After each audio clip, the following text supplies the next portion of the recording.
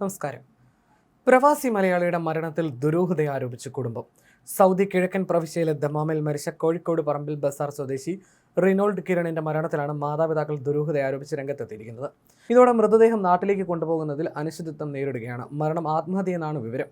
Postmortem റിപ്പോർട്ടിലും Saudi അന്വേഷണ വിഭാഗത്തിന്റെ റിപ്പോർട്ടിലും ആത്മഹത്യയാണെന്ന് വ്യക്തമാക്കുന്നുണ്ടെങ്കിലും മാതാപിതാക്കൾ ഇത് അംഗീകരിക്കാൻ തയ്യാറാകാത്തതാണ് അനിശ്ചിതത്വത്തിന് ഇടയാക്കുന്നത്. 8 വർഷമായി ദമാമിൽ ഹൗസ് ഡ്രൈവറായി ജോലി ചെയ്തു വന്നിരുന്ന റിനോൾഡ് കിരണിന്റെ മൃതദേഹമാണ് ഒരു മാസമായി ദമാം സെൻട്രൽ ആശുപത്രി മോർച്ചറിയിൽ കഴിയുന്നത്. ഏപ്രിൽ 12-നാണ് റിനോൾഡിനെ താമസ സ്ഥലത്ത് മരിച്ച നിലയിൽ കണ്ടെത്തുന്നത്. മരണത്തിൽ അസ്വാഭാവികത ഉന്നയിക്കപ്പെട്ടതിനെ തുടർന്ന് വിശദ അന്വേഷണം നടത്തിയെങ്കിലും സംശയാസ്പദമായി ഒന്നും കണ്ടെത്താനായില്ലെന്ന് നിയമ നടപടികളുമായി സഹകരിച്ച സാമൂഹ്യ പ്രവർത്തകൻ നാസ് വക്കം പറഞ്ഞു. പോസ്റ്റ്മോർട്ടം റിപ്പോർട്ടിലും സുരക്ഷാ വിഭാഗത്തിന്റെ അന്വേഷണ റിപ്പോർട്ടിലും ഇത് കൃത്യമായി രേഖപ്പെടുത്തിയിട്ടുണ്ട്. സ്പോൺസറിൽ നിന്നും കുടുംബത്തിൽ നിന്നും മകൻ പീഡനം നേരിട്ടതായി മാതാപിതാക്കൾ ആരോപിച്ചിരുന്നു. എന്നാൽ 8 വർഷമായി ജോലി ചെയ്യുന്ന സ്പോൺസറെയും കുടുംബത്തെയും മരണത്തിന് ശേഷം കുറ്റപ്പെടുന്നതിൽ സത്യമില്ലെന്നും സാമൂഹ്യ പ്രവർത്തകൻ പറയുന്നു. മൃതദേഹം നാട്ടിലേക്ക് കൊണ്ടുപോകുന്നതിനുള്ള നടപടികളെല്ലാം പൂർത്തിയാക്കിയിട്ടുണ്ട്. മാതാപിതാക്കളിൽ നിന്നുള്ള നോ ഒബ്ജക്ഷൻ സർട്ടിഫിക്കറ്റ് മാത്രമാണ് ഇനി ലഭിക്കാനുള്ളത്.